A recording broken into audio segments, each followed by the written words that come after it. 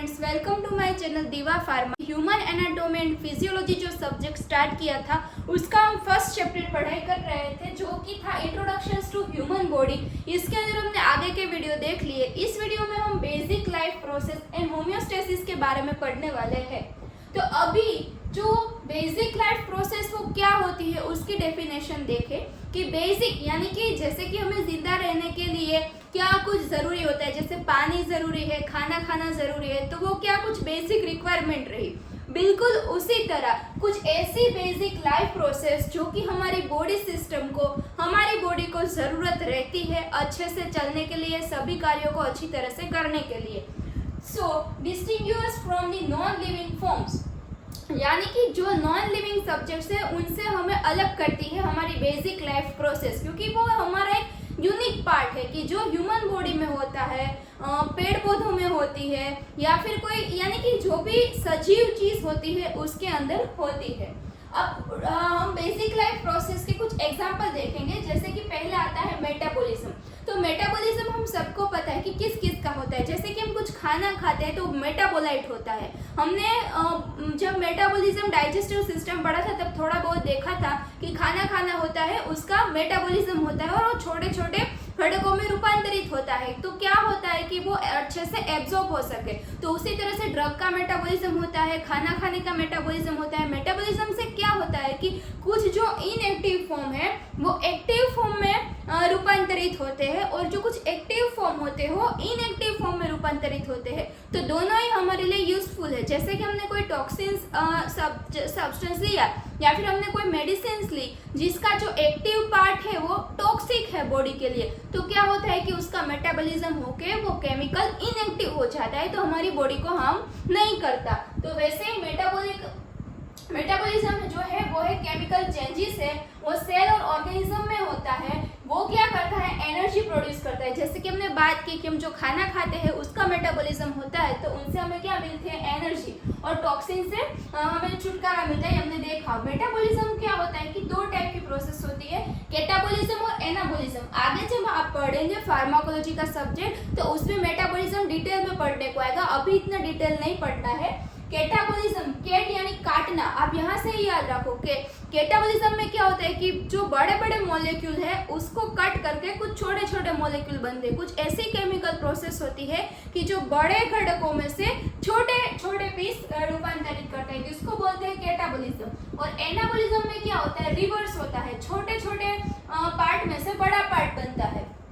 अब इसमें क्या होता है कि कैटाबॉलिज्म में जो है एनर्जी रिलीज होती है। कैटाबॉलिज्म प्रोसेस के अंदर एनर्जी रिलीज होती है, यानी कि हम एनर्जी के रूप में देखें तो एटीपी रिलीज होता है। जैसे कि हम खाना खाते हैं तो उससे एनर्जी मिलती है, तो फिर एटीपी भी बनते हैं। तो वैसे वगैरह वगैरह आप कोई भी एग्जांपल ले सकते हो। और एनाबॉलिज्म में क्या होता है कि फ्यूचर के लिए एनर्जी स्टोर होती है, उसमें एनर्जी रिलीज नहीं होती है। फिर जो दूसरा पार्ट है वो रिस्पॉन्सिवनेस। रिस्पॉन्सिवनेस यानी क्या, किसी को रिस्पॉन्स देना। जैसे कि आपने कुछ गर्म तपे पतीली को छू लिया तो आपका हाथ ऐसे तुरंत वापस आ जाएगा, तो उसको क्या दिया गया, रिस्पॉन्स दिया गया। तो रिस्पॉन्सिवनेस वो भी एक हमारी लाइफ प्रोसेस है। वो क्या करती है, रिस्पॉन्सिवनेस के अंदर हमें हमारी बॉडी के अंदर इंटरनल या एक्सटर्नल कोई चेंजेस डिटेक्ट करती है और फिर उसके अगेंस्ट कुछ रिस्पॉन्स देती है।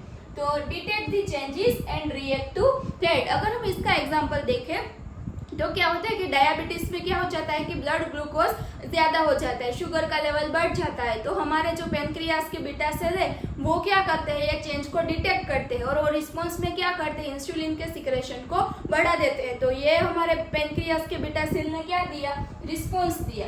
अब तीसरी लाइफ प्रोसेस देखें तो वह है डिफरेंशिएशन। ये सब आप पढ़ चुके हैं, जिसमें क्या होता है कुछ अनस्पेशलाइज्ड सेल होते हैं, वो कॉमन जिसका कोई नाम धाम नहीं होता, वो स्पेशलाइज्ड सेल में ट्रांसफर होते हैं। स्पेशलाइज्ड सेल के रूप में नए सेल बनते हैं, यानी कि उसमें से कोई टिश्यू बनती है या कोई बॉडी पार्ट बनता है या कोई यूजफुल सेल्स बनते हैं या फिर किसी स्पेसिफिक ऑर्गन के सेल बनते हैं।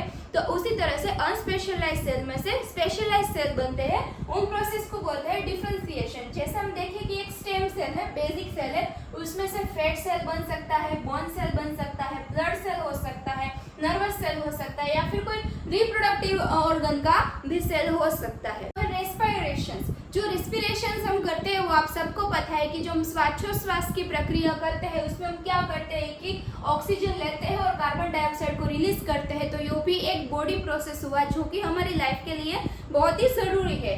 नेक्स्ट जो बॉडी प्रोसेस वो है मूवमेंट। मूवमेंट किसकी हो सकती है, या तो कोई ऑर्गन की हो सकती है, या फिर हमारे कोई बॉडी सिस्टम के पार्ट की हो सकती है, या फिर होल बॉडी की होती है, या फिर कोई सेल की होती है। जैसे कि आप एग्जांपल ले लें कि अगर हमें कोई चोट लगी, यहाँ से ब्लड निकल रहा है, तो हमारे जो ब्लड सेल्स होते हैं, जो प्लेटलेट्स होते हैं, वो सारे इकट्ठा होते हैं ब्लड क्लॉटिंग करने के लिए। तो उसमें किसकी मूवमेंट होती है, सेल की मूवमेंट होती है। तो इस तरह से जो मूवमेंट है वो भी एक लाइफ प्रोसेस है। जो नेक्स्ट है वो रिप्रोडक्शन है। रिप्रोडक्शन हम सबको पता है कि एक बायोलॉजिकल प्रोसेस है जो आप 12th में पढ़ चुके हैं, ये सारे सिस्टम पढ़ चुके हैं। उसमें क्या होता है कि कोई जो ऑर्गेनिजम्स होते हैं मेल और फीमेल, वो मिलके क्या बनाते हैं, न्यू ऑर्गेनिजम्स बनाते हैं, तो उसको हम बोलते हैं रिप्रोडक्शन। अब इसी चैप्टर में हम होम्योस्टेसिस की बात करेंगे। अगर इसे हम देखें तो ये क्या काम करता है कि हमारे बॉडी के जो इंटरनल सिस्टम है उसको बैलेंस में रखता है। हम कहीं ना कहीं चीजों को बैलेंस में रखते हैं। मैं आपको इजी लैंग्वेज में एक्सप्लेन करती हूँ कि अगर हमने कुछ खाना बनाया उसमें नमक कम है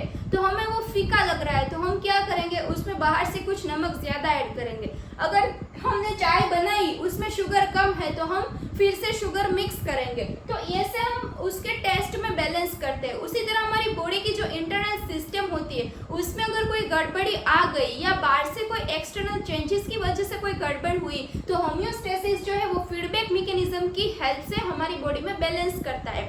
फीडबैक मैकेनिज्म क्या होता है कि अगर कोई चेंजेस डिटेक्ट हुआ तो सेंटर में जाएगा। हमारा सेंटर क्या है, ब्रेन।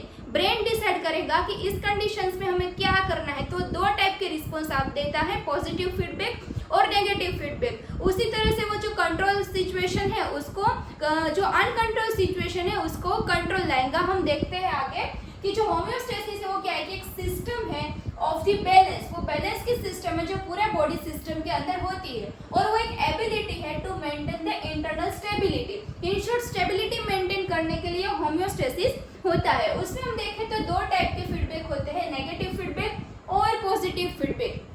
नेगेटिव फीडबैक में क्या रहता है कि बॉडी उल्टा करती है, जैसे कि कुछ हो रहा है तो वो उसका ओपोज करेगी। उसका हम अगर एग्जांपल देखें तो बीपी जो है वो ज्यादा हो गया है, किसी इंसान का जो ब्लड प्रेशर है वो ज्यादा हो गया है क्योंकि उसके जो हार्ट रेट है वो ज्यादा हो गया, ब्लड कुछ ज्यादा ही फ्लो हो रहा है। तो नेगेटिव फीडबैक मैकेनिज्म क्या करेगी, हार्ट रेट को स्लो कर देगी, जिसकी वजह से बीपी ब्लड जो है वो कम अमाउंट में कम प्रेशर्स में फ्लो होगा, जिसकी वजह से ब्लड वेसल्स पे प्रेशर कम फील होगा। तो ये हुई नेगेटिव फीडबैक मैकेनिज्म। और जो हमारी बॉडी में मोस्ट ऑफ सिस्टम होती है वो नेगेटिव फीडबैक पे ही काम करती है, क्योंकि हमें जब कोई प्रॉब्लम होती है तो हमारी बॉडी उस प्रॉब्लम को अपोज करके बॉडी की कंडीशन नॉर्मल करने की ट्राई करती है। कि अगर जैसे कि हमने आगे एग्जांपल देखा था डायबिटीज का, जिसमें ब्लड शुगर बढ़ गया हो तो नेगेटिव फीडबैक मैकेनिज्म क्या करेगी, ब्लड शुगर को कम करने की कोशिश करेगी। तो उसी को कहते हैं होम्योस्टेसिस। अगर होम्योस्टेसिस ठीक से नहीं हो रहा हो, फीडबैक सिस्टम ठीक से नहीं हो रही है, तो हमें डिजीज जैसी कंडीशन हो सकती है।